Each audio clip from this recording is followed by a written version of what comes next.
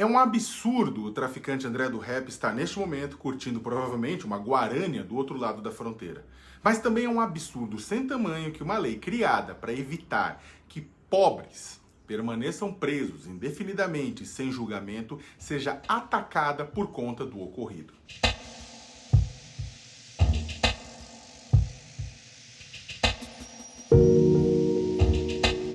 Tem certas coisas que são piores do que um chefe do PCC foragido e uma justiça que não se entende. Por exemplo, uma sociedade que no final do dia está tão interessada em cortar direito de bandido que acaba achando que o efeito colateral, manter presa gente sem julgamento por longos períodos de tempo, entregando mão de obra ao próprio PCC, é uma boa ideia. Após o ministro Marco Aurélio Mello, do Supremo Tribunal Federal, conceder um habeas corpus que garantiu a liberdade ao traficante André do Rap, o artigo 316 do Código de Processo Penal tornou-se alvo.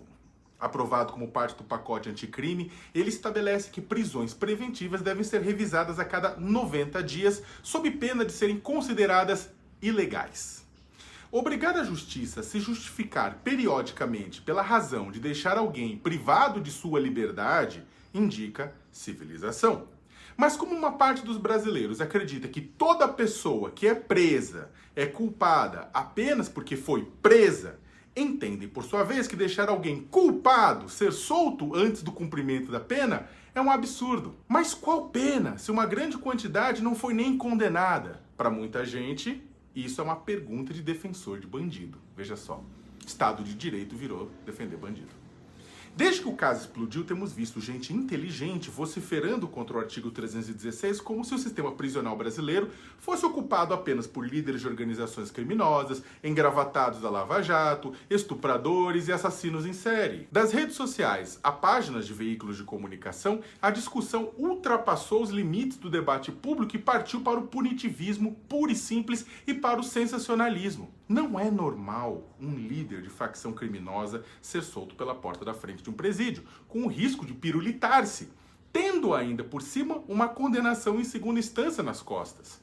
Mas também não é normal um exército de gente permanecer preso por anos sem julgamento, sob acusação de furto sem violência, por exemplo, ou de outros crimes sem violência. Segundo o deputado federal Marcelo Freixo, do PSOL do Rio de Janeiro, no último mutirão do judiciário para tentar resolver esses casos, checar presos que já passaram da hora de ser libertados, encontraram pessoas com 15 e 12 anos presas, de idade presas a 15 ou a 12 anos, sem ter passado por um julgamento. A lei foi criada para evitar isso, uma proteção aos presos pobres com menos acesso à justiça em um país na qual a prisão sem julgamento se tornou regra quando deveria ser exceção.